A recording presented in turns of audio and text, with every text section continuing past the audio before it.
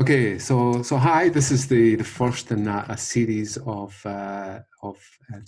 interviews with the leading people in cryptography, and we're so lucky to have Nick Sullivan, who's the head of research at Cloudflare and also the co-chair of the Crypto Forum for Research Group. Hi, Nick. Hi, Bill. Thanks for having me. This is really exciting. Okay, so we've got quite a big time difference between us. I'm in Edinburgh, and you're where? I'm in San Francisco, and it's 9 a.m. for me. Okay, we live in strange times indeed, and obviously privacy, the usage of cryptography is increasing in its scope every single day. So tell us a bit about yourself and why you got into crypto. I say crypto, and obviously I mean cryptography. I don't mean cryptocurrency, as you know. Of course, yeah. So a bit about me. Well, I lead the Cloudflare research team, which is a group of researchers and engineers inside Cloudflare working on taking the latest cutting edge ideas in computer science and cryptography and bringing them to life through Cloudflare's amazing global infrastructure. And I came into this role in the internet in sort of a roundabout way. I was a curious kid, as a lot of people in this industry are. I got into computers early, learned how to program in BASIC. I really love science, chemistry, astronomy, these sort of things. I would write programs to calculate, say, the location of Jupiter so I could find it, curbing some of the math from Astronomy magazine. And I even started a video game company in junior high. And I built adventure games and puzzle games and all these sort of things. But when it came to deciding what I want to do, going to university, I asked myself, really, this is not what everybody asks, but like for me, I wanted to do, what is the most intellectually challenging thing I can do? And it became pretty clear to me that that was mathematics, which is something that I really had a love for. So I went to the University of Waterloo in Canada and studied pure math and combinatorics. And to me, the simplicity of discrete mathematics was extremely attractive. Things like Fermat's last theorem, which you could state it so easily in terms of a few variables and whole numbers, but it was incredibly complex to prove and reason about. Those sort of things were really exciting to me. But as I was no Terence Tao or the mathematicians of the highest caliber, I knew that I wouldn't necessarily have a very productive future as a pure mathematician. So I started exploring different avenues of using mathematics, and I started exploring cryptography, and which was a very beautiful way to take discrete mathematics and apply it to the real world. And so I did a master's degree in cryptography, in computer science and mathematics, and so took my hand off the chalkboard and went back into my previous love of computers and programming, and I wrote a thesis focused on elliptic curve cryptography. And I got into the computer security industry through Symantec. Then I moved to California to work at Apple on cryptographic applications, which was something really exciting for me. I kind of consider the 6 years I spent there to be my secret PhD. And I joined Cloudflare to help secure the internet in 2013. And I've been here ever since. Wow, that's amazing. Well, elliptic curves are one of my favorite things, and I wouldn't say that I learnt them straight away. And it's been an amazing series of discoveries for me that something so simple can actually open up so many opportunities in our current internet. So go on, tell our listeners something about elliptic curve. Could you explain it to our listeners? Well, where to start? Well, I guess public key cryptography is this amazing technology. It is really the intersection of mathematics and computer security. People talk about Alice and Bob. Public key cryptography enabled secret communication, which is something that has gone back to antiquity. You talk about things like the Caesar cipher and sending messages back and forth. But to do that, you need to actually have a key, and the key needs to be shared between both parties. And you need to do that ahead of time. And what public key cryptography allows you to do is to share a secret key without being able to negotiate that ahead of time. So it really unlocks the ability to do secret communication without all the difficulties of doing one-to-one handshakes, or like passing somebody a password, or things like this. So it enables cryptography on settings like the internet, where people are separated physically, they're very far apart, and they're only connected through a network. So public key cryptography has many instantiations, and I guess to boil it down to like the kind of more basic piece is it boils down to something called a group, which is a set of numbers or a set of elements that you can add together, and there's a zero element, and you can, everything has an inverse. So if you think of, say, the numbers from 0 to 7, or the numbers from 1 to 7, that would form a group. You can add them together, and if you go beyond 7, you roll back down to whatever number is below. So like 5 plus 5 would be 10, which then brings you back to 3. And so this idea of a group is actually extremely fundamental, and you can build public key cryptography on a group as long as it's possible to take an element of the group and add it to itself a number of times, and as long as that's easy to do without being easy to go backwards. So to take an element and add it to itself n times, but then taking that element and saying, hey, what element in this group added to itself n times is going to get me there, that's something that's very difficult to do. And you can build all sorts of wonderful things out of groups, and that have this sort of property where it's difficult to go backwards. And an elliptic curve is an equation, and it's equation in 2 variables. So y has a power of 2 and x has a power of 3. You have this polynomial you have x and y, and all the solutions to this equation are considered points on an elliptic curve. And if you consider this equation over something like all the numbers in the world, you can get these really cool, beautiful, swoopy line diagrams that you see online, and that's sort of like the beauty of an elliptic curve. But if you consider these equations and you consider points that are finite, so just natural numbers, 1, 2, 3, 4, 5, you actually, these points can actually end up forming a group. And so you can take points on these elliptic curves and you can add them together, you can add a point to itself, and you have this wonderful property of all the mathematical properties of a group. And what's really cool about elliptic curves is that even though this is an extremely structured set of elements, you don't necessarily have a way to go backwards for this discrete logarithm problem. This idea of taking a point, adding it to itself n times, and then going backwards, that's actually very difficult. There's the only way to do it on elliptic curves that's known for certain specific types of elliptic curves. There's some equations that have solutions that are easy, but in the general case, it becomes a great setting for discrete logarithms being hard. And so you can build modern cryptography, public key cryptography, on top of this group setting. And because there's the only attacks, I guess the only way to solve this discrete logarithm problem are generic to any possible group. That means that you have sort of the strongest type of security. So you can have really small keys, and it can be extremely expensive. You can have keys that are as small as 256 bits that are as strong as you would want potentially forever for encrypting things online. And 256 bits is rather small. You can write really fast algorithms to work with numbers of that size. And so elliptic curves become the foundation for things like key exchange algorithms, signature algorithms, and versus sort of earlier forms of public key cryptography, based on, you may have heard of RSA or Diffie-Hellman.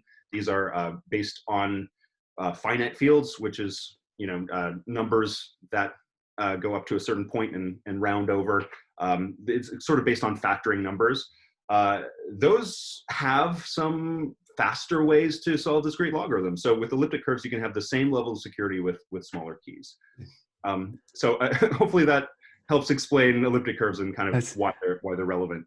That's amazing. My home city is Edinburgh, and obviously John Napier discovered, he wrote virtually one paper in his whole lifetime. Now we can often write 10 or 20 papers in a year, but he wrote one paper, but my goodness, it was an amazing paper. So really logs are back, and they're back as discrete logarithms.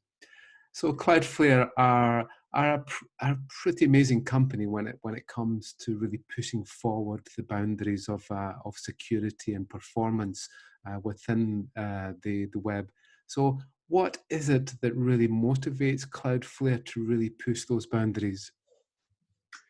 Well, Cloudflare's mission is to help build a better internet, and cryptography in particular is a superpower. Technically, it solves these problems of confidentiality, authentication, and it lets it scale to millions of people around the world, rather than being able to just be in a room and exchange information between any two people. Cryptography lets parties that are building websites or businesses or individuals communicating with each other do so in a way that's secure and that's private, and that really is a superpower.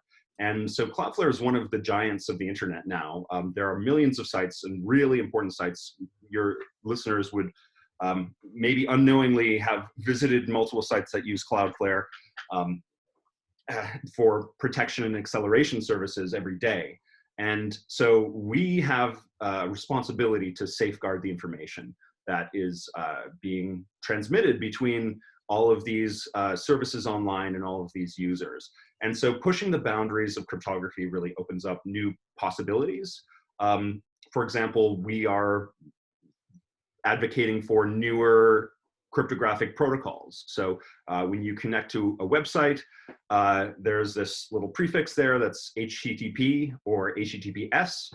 That S stands for secure. So if you go to a site that has S, that means that there's encryption that's happening using a protocol called TLS, which uses public key cryptography and secret key cryptography, and make sure that everything that you're sending and receiving with that website, whether it's your credit card number or it's like messages to your friends or whatever it is, all of that is encrypted. And so the protocol that allows that to work, called TLS, is something that we've been interested in improving. So over the years, there have been several security vulnerabilities and security issues with TLS.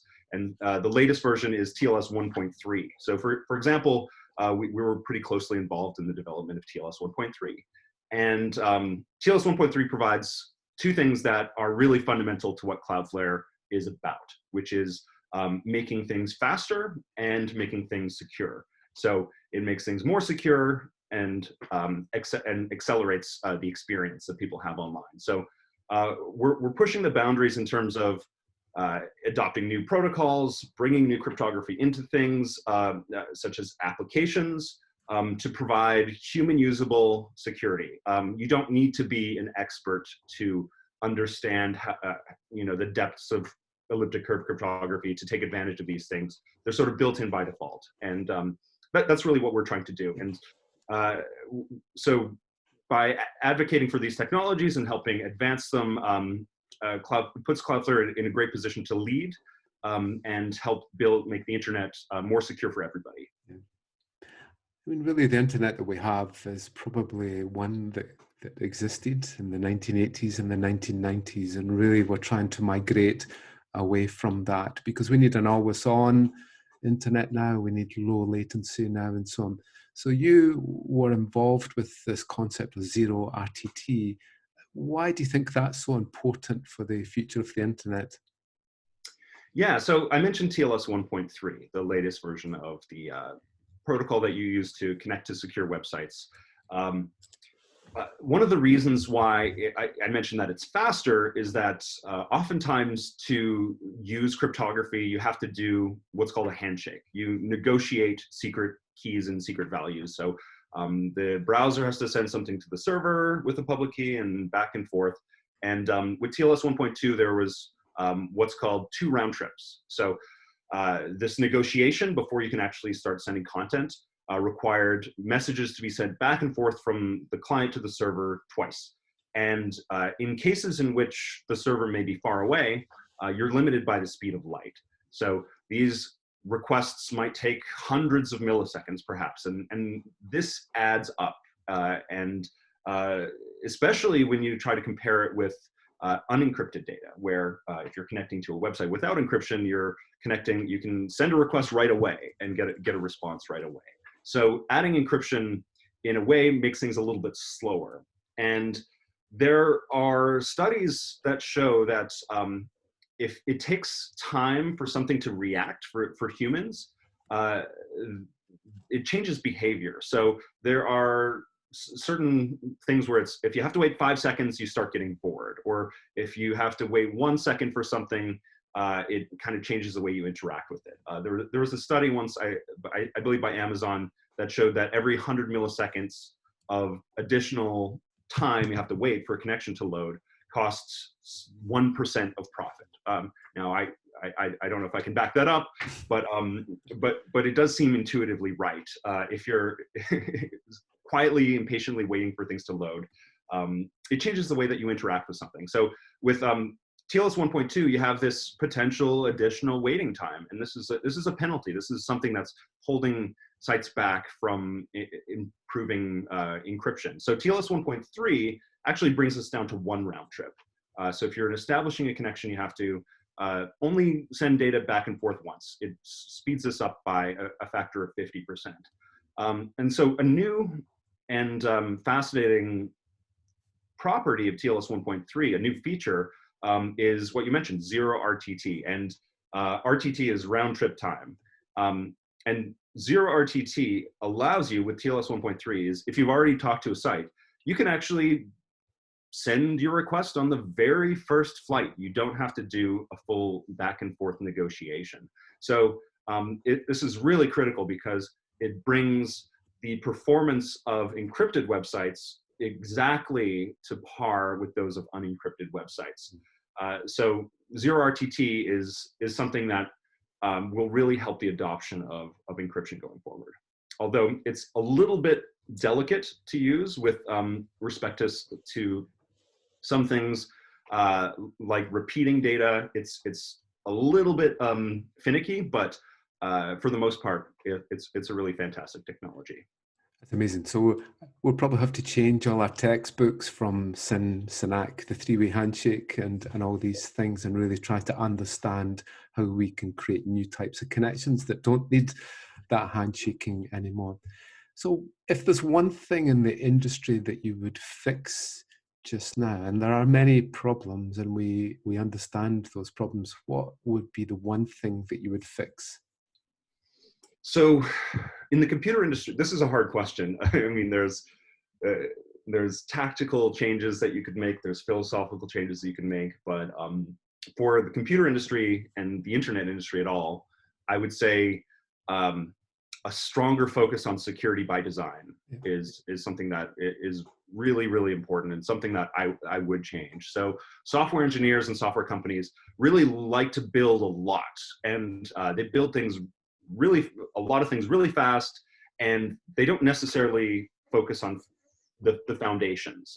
So people love to build products and experiences and situations where people can interact with and get value out of the internet, and they build them with the tools that are available. And this isn't a bad thing in itself. This is natural. But if the tooling is flawed or has issues, then the end result could actually end up introducing more problems that are harder to solve further down the line.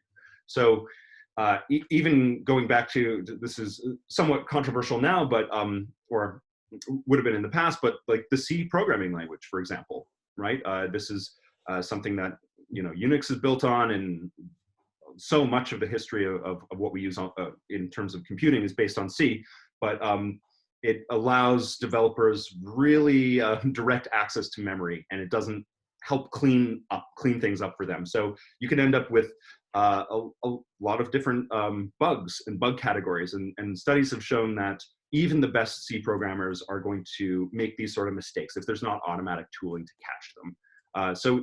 For example, how this applies to cryptography and the internet, one big example is the Heartbleed vulnerability, which in 2014 was a memory safety issue in cryptographic code. So it was a feature that just it was a bug that allowed anybody on the internet to send a packet to a server that was running OpenSSL, which at the time was the most ubiquitous cryptographic library used online, and really dump data from the server's memory, which is just wild, and it caused a big kerfuffle at the time. So what can go wrong will go wrong, considering the diversity and the number of people that are actually developing software, and it'll go wrong at the wrong time. So verifying things, building stronger foundations, having individuals focus on things that are hard to get wrong, fundamentally hard to get wrong, is really important. So memory safety, there are new languages that really don't let you write this class of vulnerability, and it eliminates all sorts of issues from sort of earlier programming languages. And so security, I think it's not something that you put on top. It's like if it's a cupcake, security is not the frosting, it's the flour. It's what holds everything together, and you need a strong foundation to go forward. So I'm not sure how to fix this in the industry, but advocating for security by design and for people to invest time in really making strong tooling that's easy to use and secure by default is something that I think is very important. Good. You talked about the C programming language. That was the first programming language that I learned, and probably everything goes back to there. I'm now a big Go programmer. Rust, I struggle with. I can spend 10 times longer debugging with Rust, and I really like the way that Cloudflare have written a lot of their work in Go. Where would you see yourself? What programming language and environment do you turn to if you're just lashing up a quick crypto algorithm? So that's a good question. I think at Cloudflare, we're big advocates of both Go and Rust. They're both useful for systems programming in different capacities. And if you want something that's extremely high performance and safe and reliable, Rust is a great option. The cryptographic libraries in Rust are evolving. You know, they're coming along. There's some active work in the area of bringing cryptography along in Rust. It's, as a language, a little bit more difficult to prototype things in and to test things out. So if I were to just cook something up, Go is my go-to. And on the research team, when we launched TLS 1.3 and we were prototyping it, we built a prototype in Go, and we're able to rapidly change things and move things around. But in terms of long term, we moved to a library that's in C called Boring SSL, which has extremely high performance. So Go has garbage collection, which can cause some sort of issues there. But it does have really nice things like the ability to write assembly language directly and call it directly from Go itself. So Go is a great language for prototyping. Rust is a great language for memory safety and long-term systems things. So at Cloudflare, we use a mix of both. That's excellent. So again, I go back to that we live in a 1980s, 1990s world that we're still almost like logging on to mainframe computers. Obviously, with now the hashing of passwords, it's possible to now crack those with hash crackers running at billions of hashes per second. So we've had on the horizon zero-knowledge proofs and homomorphic encryption and differential privacy and so on. So what do you think the main barriers are? Is it the developers just refuse to let go of these things? Is it Microsoft problem that they just have this infrastructure around passwords and so on? What is it that's holding us back? Is it still performance, or should we be re-educating our developers?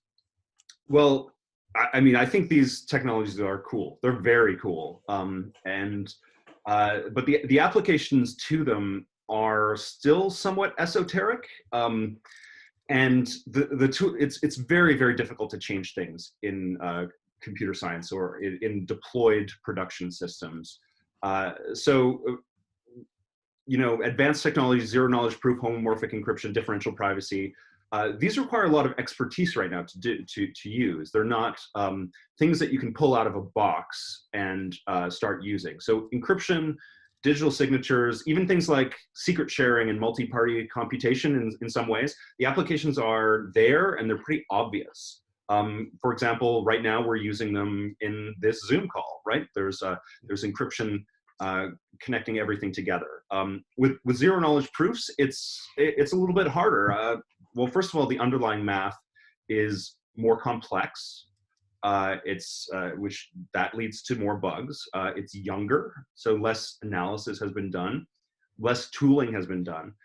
It's not something that companies have been relying on for decades, like we are in the case now with traditional public key cryptography. And so there's a lot of applications to it, but I think it's not clear exactly how it fits directly into businesses. But as data collection becomes easier and cheaper, and everything that's happening in the world, computing gets more advanced, so do the sort of security adversaries and even the privacy adversaries, if you will, in the world. As the world grows and more people use the internet, and as you know from what's happening right now in the world, so many more people are spending most of their lives on the computer and the internet. As this evolves, privacy and privacy technology are becoming much more relevant.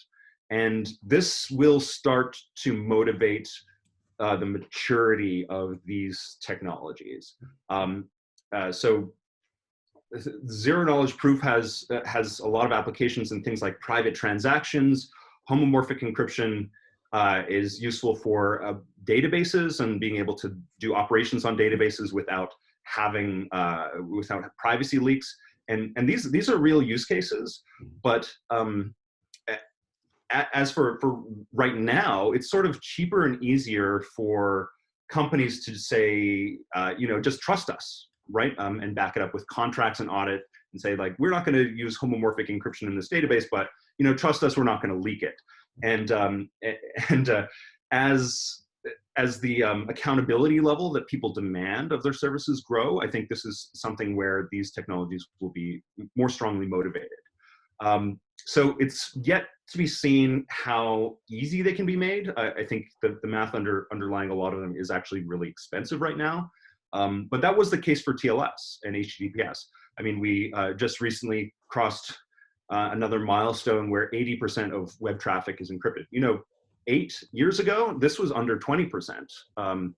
It's been a slow boil, and a lot of it has to do with how easy it is to implement, how much advocacy there is for it, and just computationally, it's cheaper. AES, the symmetric key algorithm used for encrypting the web, is, you know, built into every modern chip, so it's no longer a cost. And, you know, elliptic curve cryptography is highly optimized. But this sort of maturity takes decades, and for a lot of these technologies, I think we'll be moving in that direction, and society will motivate it.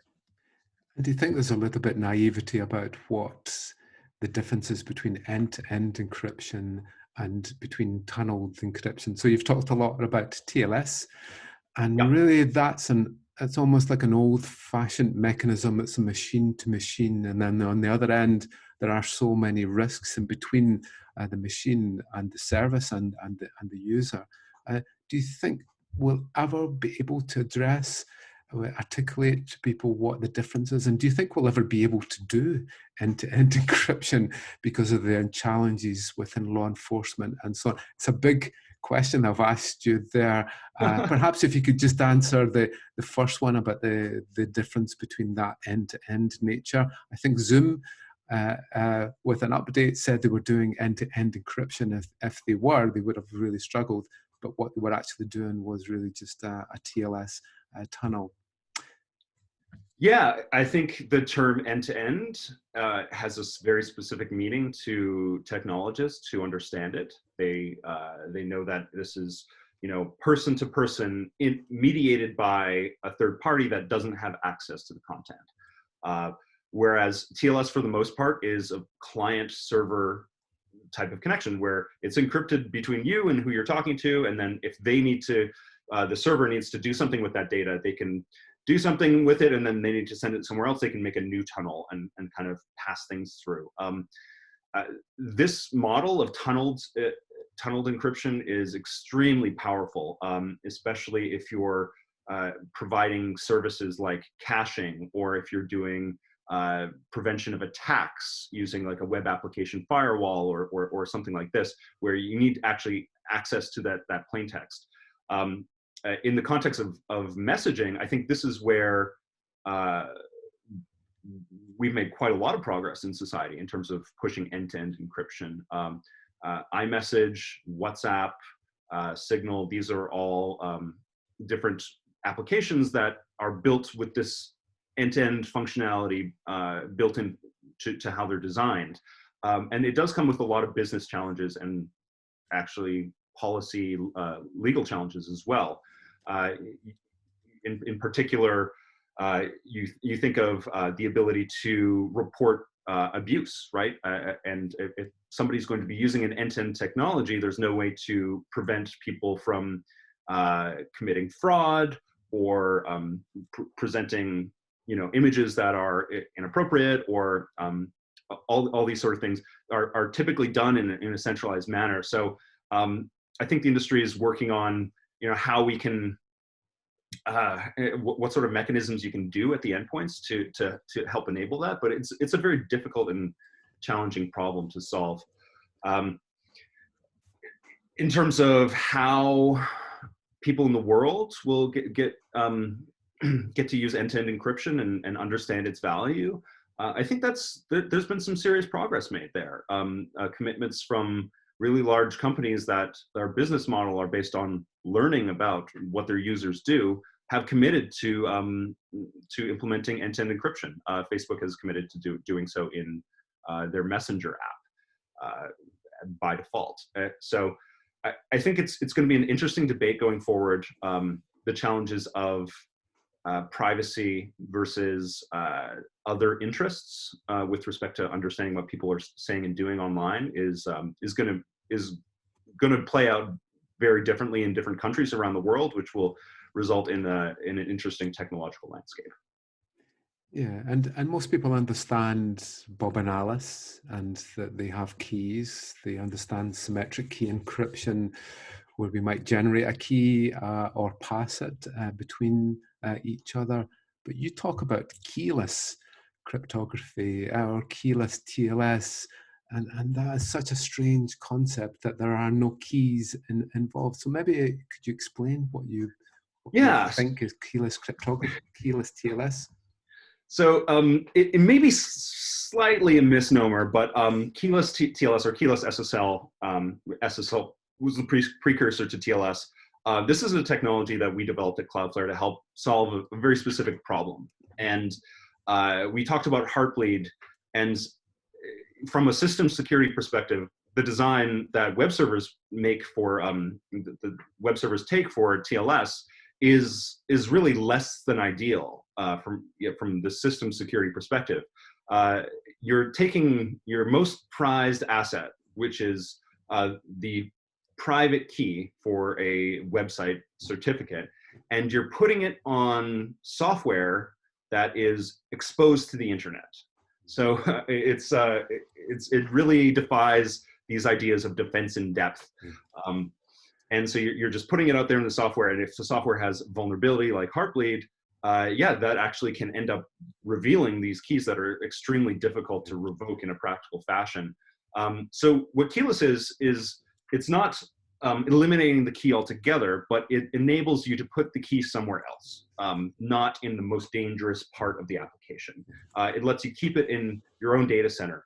And for example, it allows you to use a service like Cloudflare to do TLS for you and you know, sit in front of your traffic and act as the server, but not have the key. So it's, from Cloudflare's perspective, it's keyless. It doesn't have the key. It lets you keep the key somewhere in your own data center, which is often required for certain regulatory regimes. Financial services companies in particular have regulations about sharing this private key with third parties. So this is what keyless is, and of course this requires a little bit of extra communication. So when you're doing the handshake, the server that's acting as the server doesn't have the key, so it has to make a connection outwards to operate with that key to where it's kept on, you know, the website's secure server that's somewhere else. And so this caused a little bit of additional latency in connections. And so more recently, we've been working with partners at Mozilla and Facebook and other places to develop a new technology, a new standard called delegated credentials that allows you to have the same benefits of keyless, where a service provider can actually help secure this connected tunnel, but not have to have access to the long-term secret key. So that's something that's really exciting in this space. Yeah.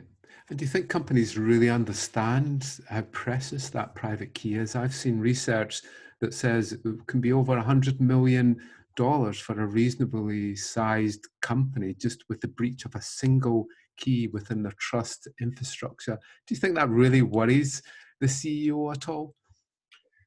I think it does. In some cases, as I mentioned, in some industries, it's been very strongly established how much of a risk that is. And so in financial services industries, there's, in the US at least, there's requirements to let the SEC know if there's a breach of that key. And that kind of really presses the issue for those organizations. I think anybody who operates a website or web service and went through Heartbleed is much more cognizant of, you know, the risks of where these keys are.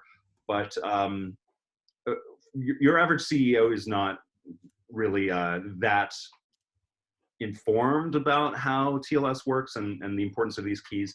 But more and more chief security officers and folks who are responsible for security at organizations are really thinking about this thing more and more. Yeah. But it's one of the fundamental problems is that these digital certificates that are so important to the fundamental core of the internet are poorly understood by the general public and people within business. But even within cybersecurity and in the development community, there's almost little understanding of them. So do you think, how could we address that problem? Should we move away from digital certificates? Should we move towards a blockchain type approach with public keys that can be trusted? How would you migrate from this PKI infrastructure towards something that would be a bit more understood for the future and a bit more trustworthy? Yeah, well, I guess I'm of two minds here. I think there's different paths that are worth investigating and understanding in terms of providing identity online.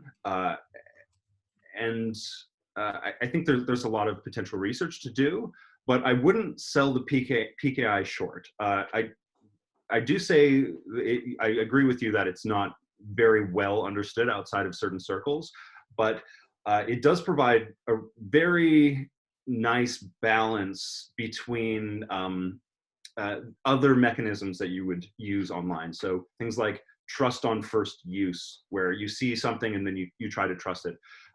Digital certificates, it's a very complicated topic because there's business interests involved. There's what do you do with the cryptography? How do you get all of the ecosystem partners involved and trusting it? And the PKI has been, it started with web browsers, but now it's part of almost everything. It's very, very, very hard to disentangle yourself from a system that's so deeply ingrained in how everything works, even if it's not well known to the public. So my current inclination and how I like to think about the PKI is that it is a somewhat flawed system, but I think some of those flaws can be addressed through different means. And you mentioned blockchains. Well, one technology that's in the PKI space that's not blockchain related, but it has some of the similar properties. What you get from a blockchain is really immutability. You get a record of anything that's put into a database, and then that database can't be changed. You have one single view and everyone agrees on that view. Well, in the PKI space, there's something called certificate transparency, which was starting to be pushed, starting at Google, and it's been adopted in a number of other places. Cloudflare is a participant in certificate transparency. And what it does is helps keep track of all the certificates that have been issued. So it's effectively a read-only, append-only database of all the certificates. And some of the biggest risks in the PKI space is that you have these hundreds of trusted certificate issuers. How do you actually make sure that they're doing the right things? How do you make sure that they're following the rules?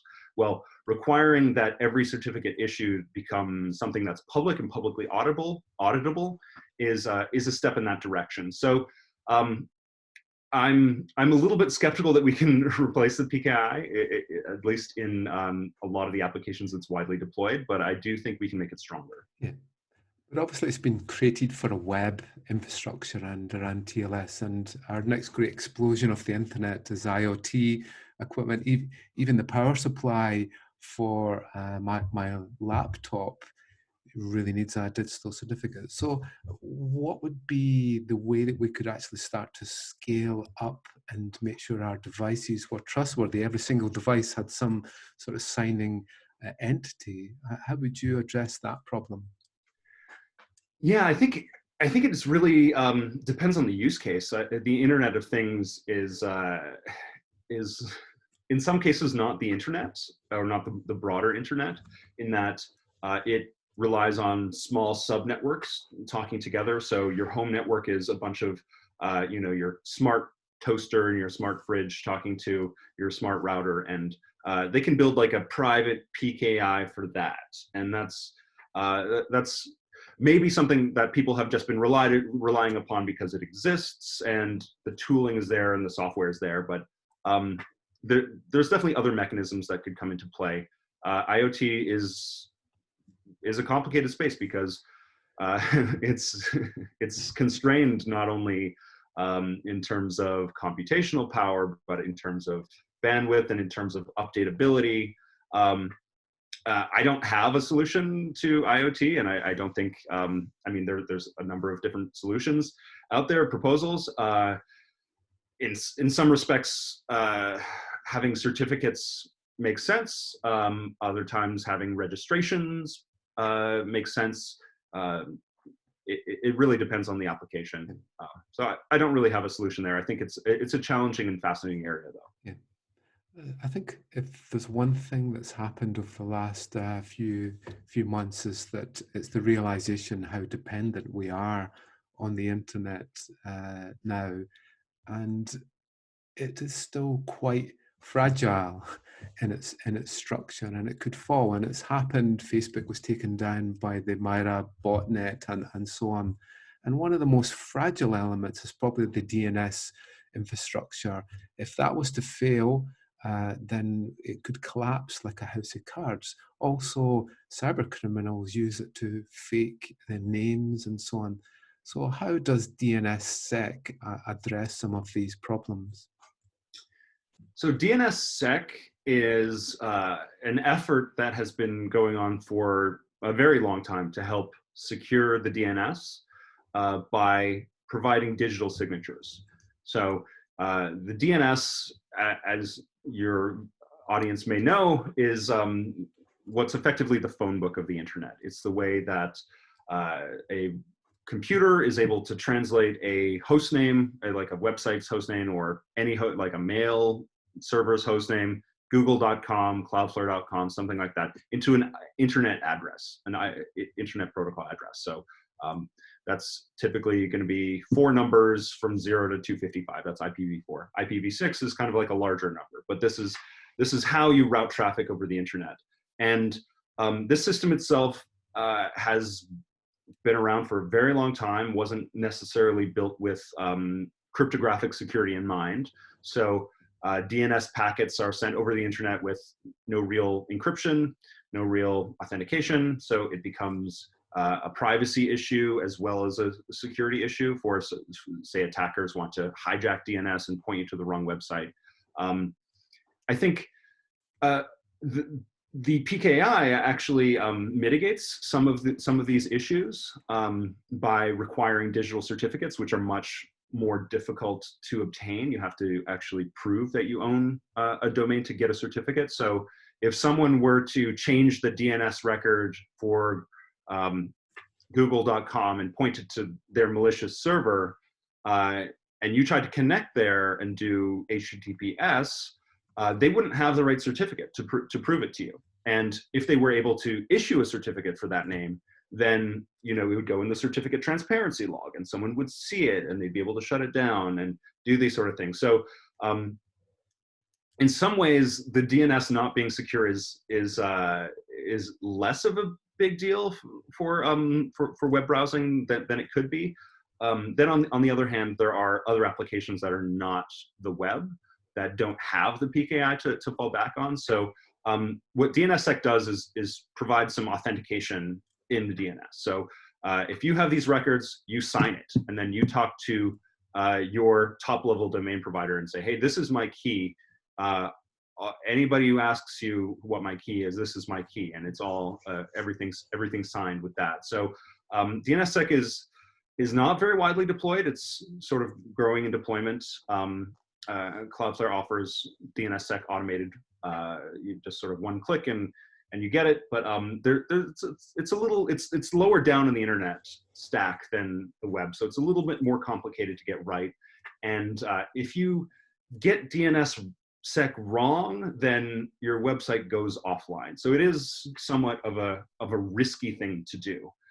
So DNS Sec is evolving. The other thing that it doesn't address is privacy. This is just signatures. It's you still, if you're making a request for something, it's actually still visible. So one of the efforts that's actually gaining more steam than DNS Sec at this time is just upgrading the DNS protocol itself and putting it into a more secure transport. In particular, sending DNS queries over TLS. There's 2 popular protocols that are recently standardized that are starting to be adopted more and more, called DNS over TLS and DNS over HTTPS. DNS over TLS is you establish an encrypted tunnel with your DNS server that uses a certificate, and then you send your queries over that. So it's harder to change and modify those, and it's harder to actually see what people are doing. And so I think DNS Sec solves one particular type of problem. DNS over TLS solves the kind of requesting to your DNS provider, the privacy and security there, and I think they're complementary in some ways. It had a little bit of a false start, as you remember, but hopefully it will kick in. So in one of the big debates of the 21st century is really the balance between the rights of the citizen to privacy. And obviously we have had 20, 30 years of data being crawled over and whole business models created for free web services against the rights of society to protect itself. And it's never been more clear through contact tracing. So if you were given the opportunity to build a contact tracing applications, how would you go about it? How would I do it? Well, I would leave it to the experts, really. I mean, I think generally these large societal problems are ones that a single person, myself included, shouldn't try to solve on their own. I think building a consortium of, or at least a group of effective and knowledgeable experts who know how to build this technology and have the context and the ability to actually deploy it to a scale where it's usable is the right approach. And so there's a number of different efforts happening in this space right now. D3PT is a very interesting one. It's by a bunch of professors and academics trying to build decentralized contact tracing.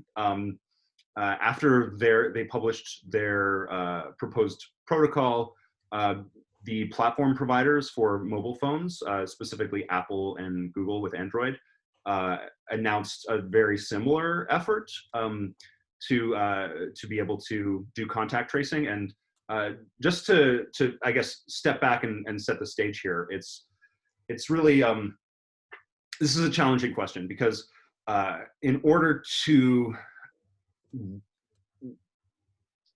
take a society that has a very small percentage of people who have a very contagious virus and that has a potential to explode in the number of infections, contact tracing is the technique of keeping track of who has been exposed and everyone that they've been in contact with, and then you can, in a very targeted way, isolate these people and make sure that they don't additionally spread. And when it comes to if you have an infection like the one that's going around right now, you report it to your doctor, and then they might have an interview with you and say, hey, what have you been doing over this period that you may have been infected, and then kind of manually reaching out to people.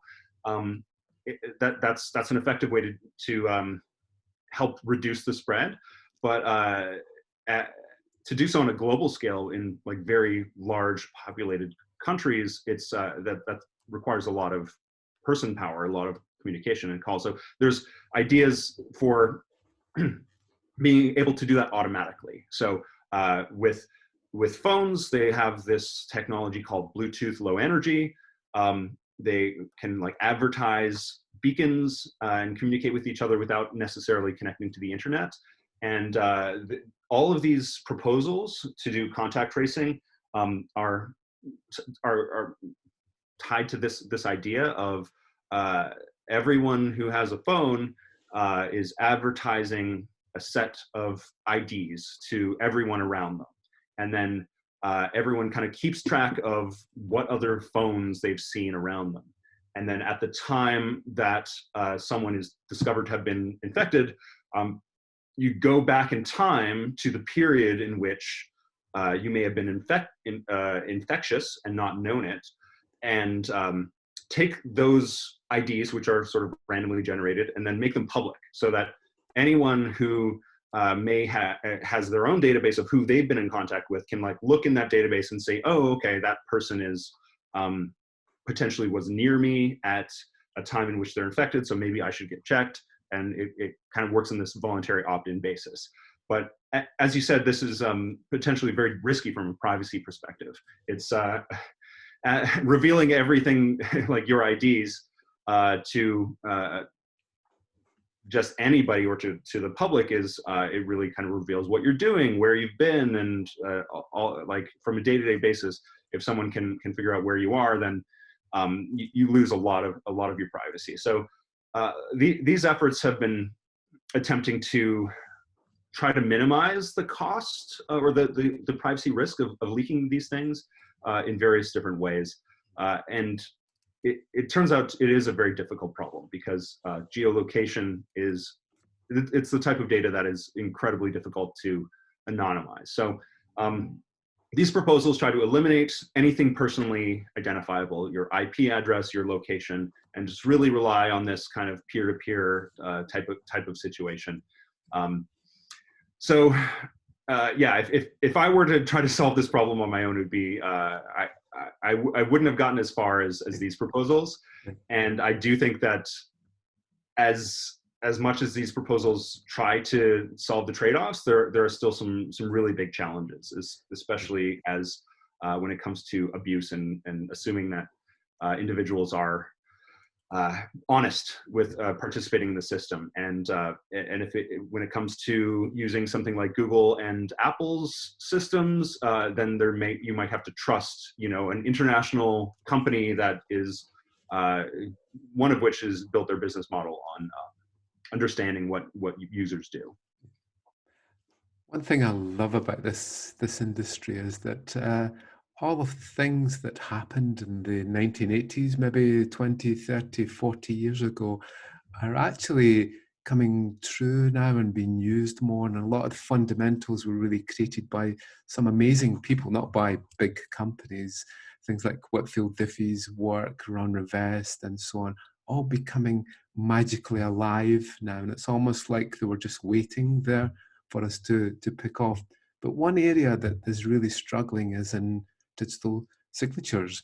We still use a world which is equivalent to a wet signature approach. We still carry passports across borders and so on.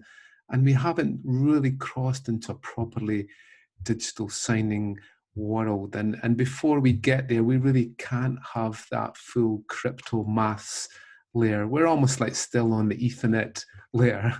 The 7-layer model of the internet is really flawed because we're not really building on that crypto layer. So how do you think we could address this problem? Do you see a time where we could walk across a border and show a digital passport on our mobile device and for it to be trusted?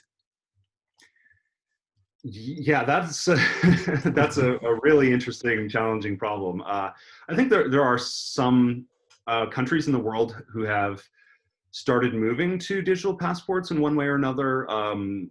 The e-identity in Estonia comes to mind.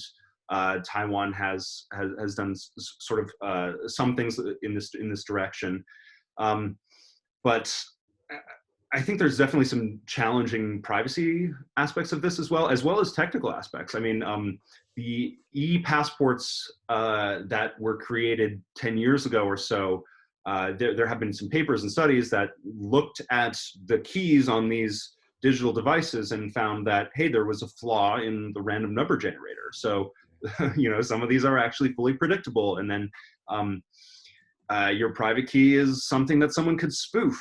And until we have, you know, perfectly rock solid cryptography in these areas, it's rather dangerous to move to one of these worlds.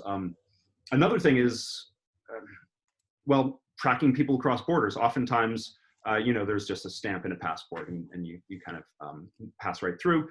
But having something that advertises your own personal identity everywhere is something that not everyone is comfortable with from a privacy perspective. So it comes down to interoperability as well. There has to be some sort of global standard, and every country has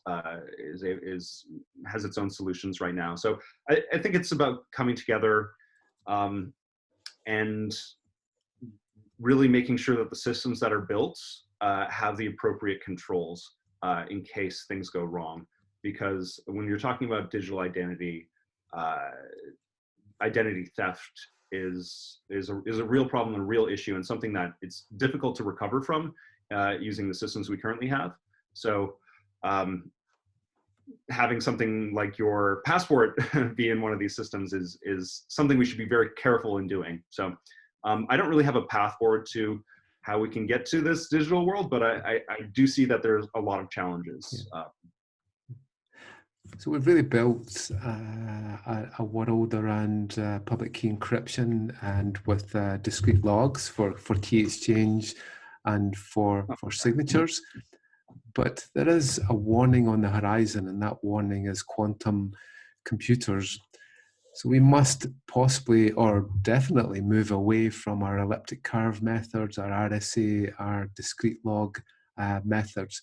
How do you think we can best address that migration path? So that's a good question. Something that I've been thinking about quite a lot over the last few years is what is our post-quantum future, right? Well, the cryptographic mechanisms that have become ubiquitous, RSA, elliptic curves, anything that relies on this discrete logarithm problem is vulnerable to quantum computers. So as I said earlier, these generic attacks against groups, the things that allow you to make elliptic curves as small as they are while still being secure, these generic attacks actually become very, very easy to do, or there are different attacks on that generic structure that are easy to do with quantum computers. So specifically, Shor's algorithm is an algorithm that solves the discrete logarithm problem rather than in an exponential cost as is currently with classic computers, but it turns it into a polynomial time cost. And if you're talking about big O theory, this is like a very big change. It goes from something that would take as much energy as all the atoms in the universe to something that could take a few weeks, right?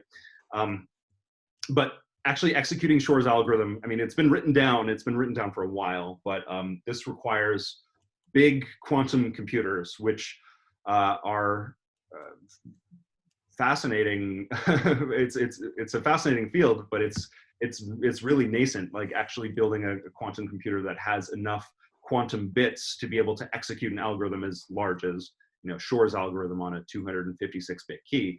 That requires a lot of technology that just hasn't been invented yet. So there are estimates that, you know, some people say 10 years away there'll be a big enough quantum computer, or 30 years away, or never. But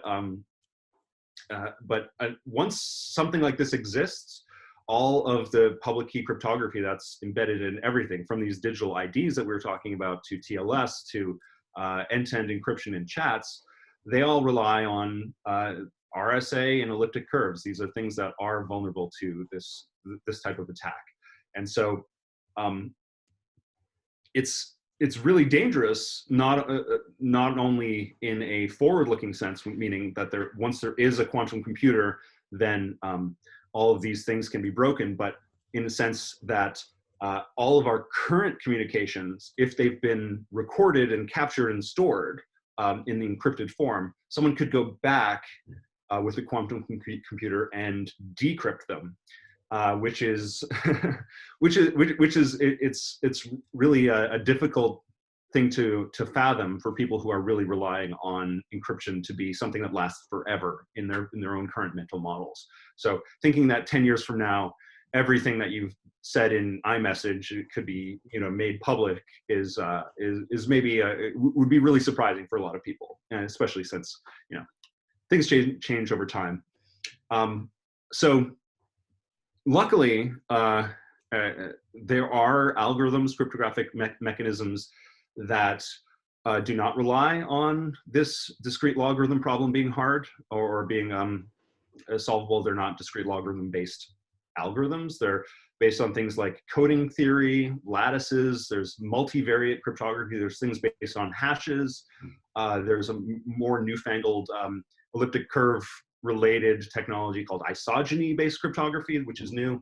And they can provide some of the same tools as RSA and elliptic curves. So you can key exchange, key encapsulation, digital signatures, all these sort of things. And since they're built on different fundamental mathematical problems, and some of these are even go back to the 70s, as Mac-Elise is as old as RSA almost. But they're, for the most part, I mean, they've been around. Why aren't we using them? Well, they do have different trade-offs and difficulties based on whether it's key size, whether it's the amount of computation it takes, whether it's potential like failure cases in certain. There's just they're a little trickier to deal with. RSA and elliptic curves are dead simple and hard to get wrong. I mean, there are a lot of things we've gotten wrong about elliptic curves over the years, but in terms of what they provide. It's very, very clear. So all of these other types of cryptography that was sort of like, okay, this is not the most efficient way you could do it, have been kind of left by the wayside for these years, and now are being brought back as like, oh, these might actually be resistant against quantum computers. It's, well, I mean, there's no negative proof, right? I mean, there's no way that we can guarantee for some of these that someone couldn't come up with a Shor's algorithm type variant that would work against lattices or against isogenies or something like this, but or something that's a new algorithm in quantum computers. But for now, we don't know anything, and we don't know any quantum algorithms that will solve these sort of solve these alternative forms of cryptography. And so the answer to the question is, how do we evolve the world to prepare for this post-quantum future? Is we should start now. We should start looking at these other algorithms and understanding how we could use them to swap into our existing technology. In particular, we should catalog what we're using cryptography for, and what guarantees we are hoping for. What sort of security are we providing, and what pieces of hardware and technology out there have cryptography baked in, and are these upgradable, and what are the upgrade timelines and time cycles. So for one example, it's very difficult to upgrade cryptography quickly. And for example, hash functions, right? There in the 90s, there were some earlier hash functions. Rivest came up with MD5, right? There's MD5 and there's SHA-1. And as these hash functions got broken over the next years, they were really deeply embedded in all sorts of cryptographic applications. And it took years and years, and over a decade really, to migrate from one to the other. And this is within the realm of things that look the same, things that are classical cryptography pieces, like this hash function to this hash function. So migrating from elliptic curves to lattices is something that we can expect to be a very, very long process, and potentially even on the same timeline as how long it will take for these quantum computers to be developed. So this is sort of a fascinating race. So I think it's going to take longer than people expect to start using these new cryptographic systems. So we need to do what we can to make sure that we help evolve them in terms of the code, whether or not there's implementations, making sure it fits into all the protocols and algorithms that we have, and then taking a look at where in the world we're using cryptography and whether or not we can upgrade them. Excellent. So it's something we need to start now. And obviously you discussed this with the Crypto Forum and with NIST. NIST have defined a standard for AES. No one ever remembers the also rans with AES and with SHA-3. If you were to put your money on one method, where do you think it'll end up? One method for post-quantum crypto. So that we can all start to put our money on that method if there was a sweepstake for it. Well, I'm not going to put money down now, but there's a contest going on at NIST. They don't like to call it a contest, but it's a process for helping decide one or more algorithms to do various things, signatures and key encapsulation with post-quantum. And there's a number of really promising candidates. I think what needs to be understood more is what the trade-offs are of one versus the other in practical systems. And that's where I've been mostly focused. So an experiment that we did at Cloudflare with partners at Google Chrome last year involved taking one system called Entru for key exchange, which has medium to large keys but not a lot of CPU computation, and then SIKE, S-I-K-E, super singular isogeny key exchange, which has it's a mouthful. But it has smaller keys, actually really comparable to RSA size keys, but is very, very expensive computationally, and put that into TLS. And we did an experiment with all these browsers around the world connecting to Cloudflare servers.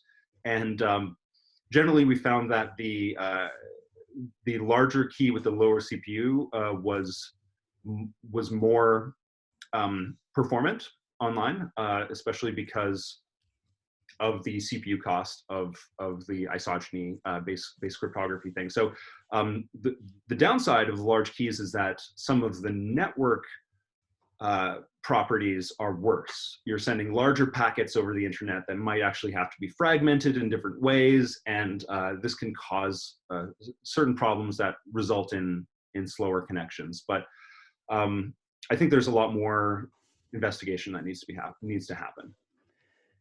And as an industry, cybersecurity has been tainted with the concept of snake oil. So I've seen an example where it was said that SHA-1 was completely broken. As far as I remember, it took Google, with all the resources, a year and a half to even find one collision that was engineered. So how would you address that problem, that really we're not articulating things correctly to the business, for them to understand really where the risks really are, and not for companies to go out and sell snake oil? Yeah, I think the standards and effective, competent standards bodies have a lot to do in this space. If people are coming up with brand new cryptographic algorithms and or like attacks or things, and just like publishing them online, this is not something you should integrate into your business until it's been fully, thoroughly vetted by the academic community and by peer-reviewed journals and by professors who are experts in the field, and then gone through like a standards process, like what we run at the Crypto Forum Research Group at the IETF sister organization, the IRTF, the Internet Research Technology Forum. So it takes a long time to actually get a cryptographic algorithm to the maturity level where you're comfortable with it. So to avoid snake oil, I would say, shiny things are not good, not in cryptography.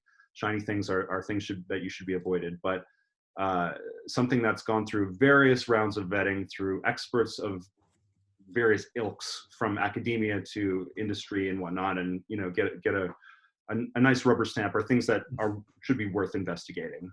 Yeah. And what does the next 10 years of cryptography look like? So if we were to go forward 10 years and really we were to assess how well you've shown this landscape evolving, what do you think we will be looking at? This is a good question. It's always risky to prognosticate on the future. But if the last 10 years are an example, I mean, I think we'll just, as a society, get better at all aspects of cryptography. So from the underlying mathematics to the theory to how it's implemented in protocols to how many applications use it. All of these are going to grow to even things like user experience and developer experience. I think these are going to be really big focuses. It's so easy right now to misuse cryptography. 10 years ago, it was almost impossible to correctly use cryptography. And so I would imagine the user experience piece all the way through down to the underlying mathematics piece, there'll be evolution and there'll be growth. I also think that some newer forms of cryptography that are not as mature will mature. Things like zero knowledge proofs, homomorphic encryption, threshold cryptography. These will be more mature, gain some applications, and maybe even be useful. Things move slowly, and I would say in 10 years we may still be 10 years away from building a quantum computer like we are now. But again, this is physical technology, so things can things can move in spurts and bounds, and people can make physical discoveries and new technologies. You think of the invention of the transistor really changed the trajectory of how computers were growing over time, and some invention like that may come along. But in 10 years, I would say we're likely going to be in the middle of a major upgrade to post-quantum cryptography. Probably not at the end of the upgrade. And for all the students who are studying on their courses just now, undergraduates and postgraduates, for all your years of experience, what advice would you give them? What should they be picking up? How should they make their career choices? Really, what is the best way forward for them? Well, it depends where you want to end up. But if you want to follow the path into industry, it's important to have a really strong foundation in theory and being able to think critically about problems, the scientific method, and being organized enough to take a new idea and just think of all the different steps you need to get to an end result, and be really open. Reach out and talk to as many people as you can with as many diverse opinions as you can, and get your hands dirty. Play with code, start building things. Take a look at what people are doing in adjacent industries. Writing sort of deep cryptographic papers and not implementing them is fine for certain career paths. But if you're going to industry, you'll probably learn a lot from building a high performance version of something, learning how assembly operations work, learning the ins and outs of different coding languages. So I think it really is about gaining a diverse perspective and following what's really fundamentally interesting to you. Yeah, from an academic point of view, we would thoroughly agree with that. I think there are many people in industry that maybe are lacking some of that foundation knowledge. So I think we should always be probing, always be learning. Knowledge doesn't end when you leave university and college. It should be a lifelong thing.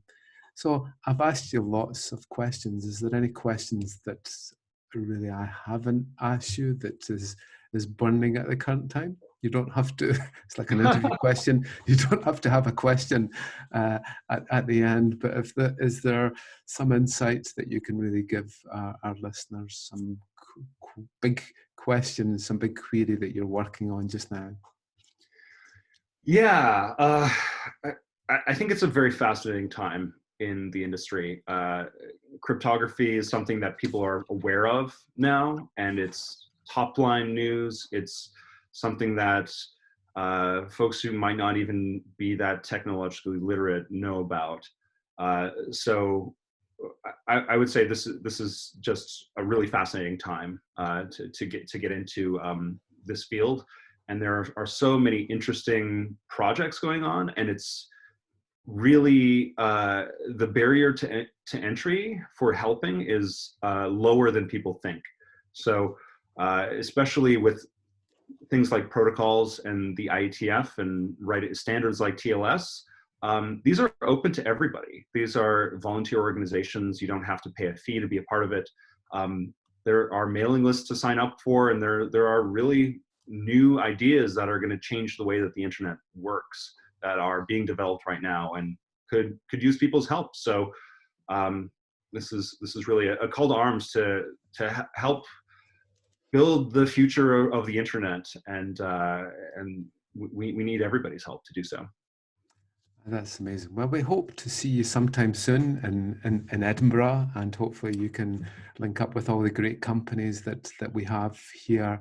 And really, cryptography is an area that really doesn't see physical boundaries, and I think we all work together for the better of the practice and of theory. So thank you so much, Nick. I really appreciate you spending your time in answering some of the questions. Okay, thank you so much. Yeah, absolutely. This was really fun. And thank you. Good luck for the rest of these interviews. Thank you.